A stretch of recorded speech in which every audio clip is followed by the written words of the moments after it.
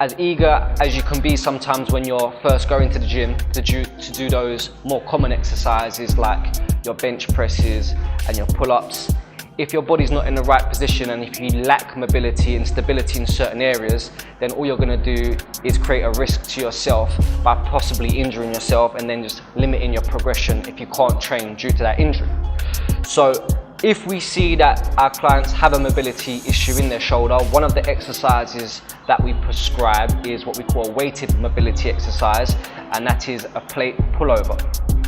Now, how we execute this exercise is by first laying on the bench, and what we're trying to concentrate on here is maintaining the right posture. So we're using the bench almost as a target. So what we're trying to do is we're trying to keep your lower back and we're trying to keep the back of your shoulders on the bench. We're going to take the feet up as well just to create a little bit more demand. So as the plate starts moving back, it's going to be a little bit harder to keep that lower back on the bench, but you only want to take the plate to the point